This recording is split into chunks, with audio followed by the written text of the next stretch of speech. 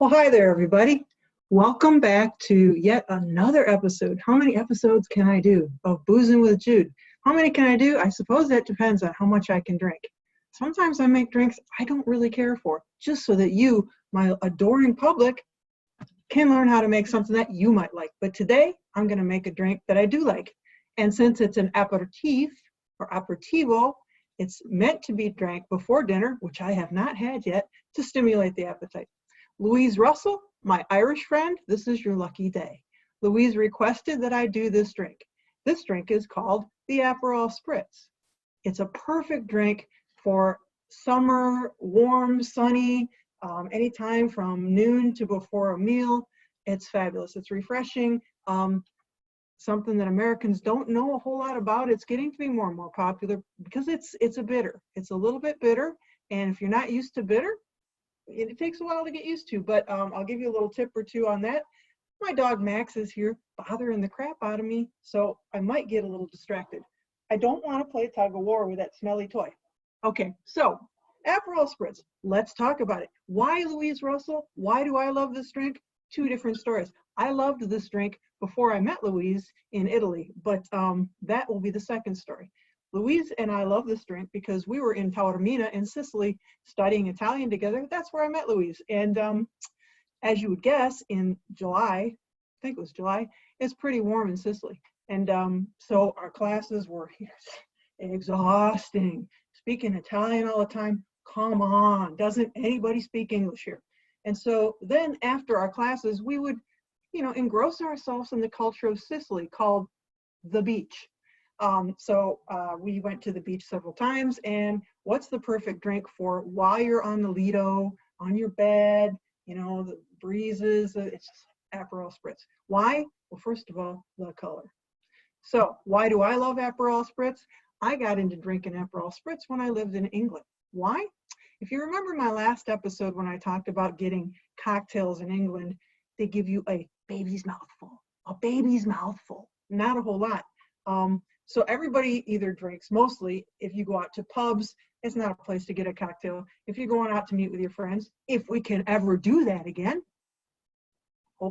crossing fingers, you want a drink that you can enjoy conversation for a little while. You don't want, a Scotch whiskey which covers the bottom of the glass while everybody else has a pint of beer. A pint in Great Britain being 20 ounces.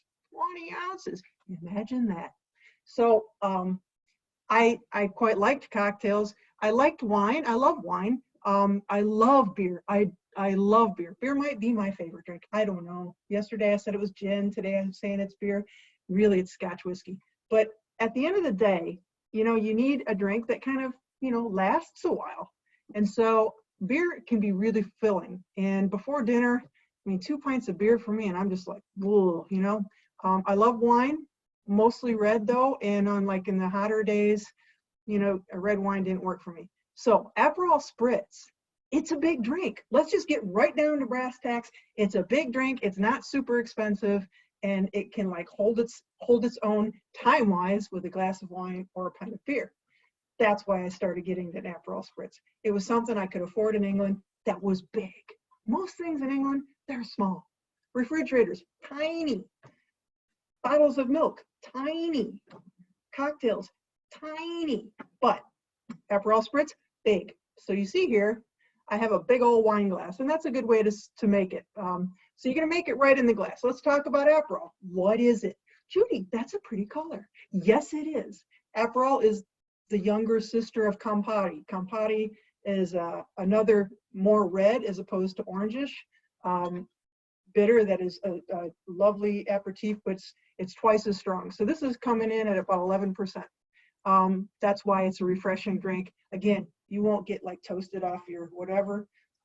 Perfect drink for a hot summer day. Not that I'll ever see one of those again. So it's about 100 years old. Says right on the bottle, since 1919, created by the Barbieri brothers. And they were from Padua in Italy. So what is it made out of? Who knows? Again, the blood oranges are big in Italy, aren't they? So blood orange is in there for sure. We know that. I don't know. I think rhubarb was another one. But again, be careful, it's a little bitter. So it's definitely an acquired taste, I think, but refreshing. It's like an adult drink, not like one of those frou-frou drinks, me. But it's so good. So that's Aperol, and I'll talk about Campari later if I do a Negroni or a Campari and soda. Again, Campari is it's about 22%, maybe it's about twice as much alcohol by volume. So let's talk about the Aperol Spritz. So we know that what's a Spritz? Spritz means that we're going to put something sparkling in it, something really good sparkling. We're going to do basically the Aperol Spritz is on ice again, and if you remember on the rocks, I told you that the best way to have something on the rocks is to put as much ice in it as the glass will hold. And I bought a new spoon today. I noticed yesterday or whenever it was, I forgot to stir my gin and tonic. Amateur hour, right? Okay, so what we're going to do with Aperol, it's Aperol, let's say 2 parts Aperol, 3 parts Prosecco. Prosecco. I have a smaller bottle here. I'm here by myself. Okay, well, the dog's here, but it's not like I can open a bottle of Prosecco and drink the whole thing. Like some people I know who shall remain nameless, but actually in my flat in London, drank a whole bottle by his or herself.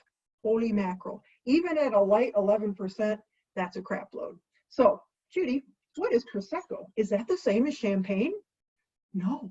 Why not? Well, first of all, champagne can only come from the Champagne region of France. And if it doesn't, my hair's sticking up, isn't it? And if it doesn't, we can't call it champagne. Oh, who cares? So, wow, that's pretty bad. Okay, it's a good time to fix your hair. Again, I need a makeup artist. Okay, I don't know. I don't know which way it's going because I'm backwards. Anyway, so back to this. Forget about my hair. So this is made in the Veneto area of Italy from grapes that are called Glera, whereas Champagne, Chardonnay, combination of Chardonnay and Pinot Noir, and tends to be more expensive. That being said, you don't want to get a cheap, icky bottle of sparkling wine to make this drink because just because it's like a spritzy light drink doesn't mean you should use cheap ingredients.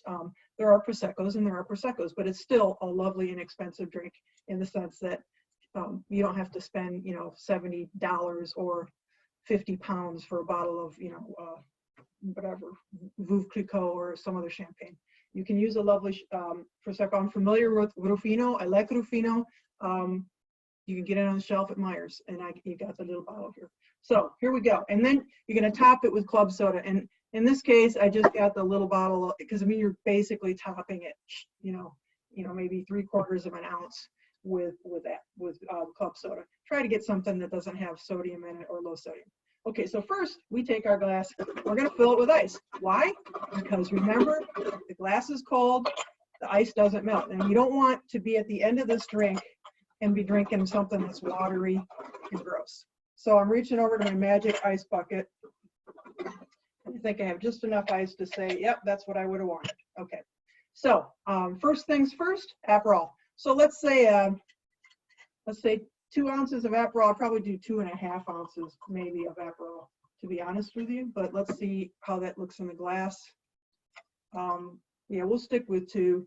2 ounces of Aperol, and then we're going to do about 3.5 ounces of, we're going to eyeball this, of the Prosecco. Okay, guess what? I saved opening the cork for you guys in case it got exciting. If it gets exciting, you might get to see something cool, but let's try it.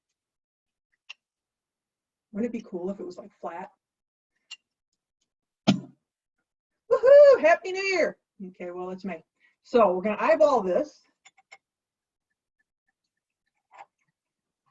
Probably about 3 parts, and we're going to be careful because, and that's the thing, you got to be careful. You want a lot of ice because if it's warm, this baby's going to fizz up and overflow. You want the Prosecco to be cold.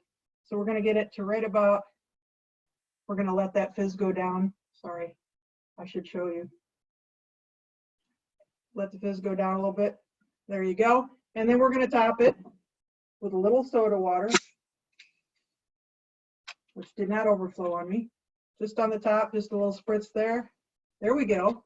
And we're going to garnish it with an orange. But before I do, got myself a new spoon. Thank you. I'll stir that up. Stir it a couple times. You don't want to like get too vigorous and stir this because it's going to foam up and overflow on you. But you want it mixed together so you're not tasting just Prosecco or just Aperol or just soda water for that example, for that matter. So, and here we go. We're going to top it with a half a slice of orange. Ladies and gentlemen, look at that beautiful drink, the Aperol Spritz. And I have to tell you, let me taste it first, make sure it doesn't kill me. Oh man, that reminds me of a summer day in Giardini Naxos, Louise, and I can hear the waves coming in from the water in Taormina, Sicily. Will we ever be there again? I don't know.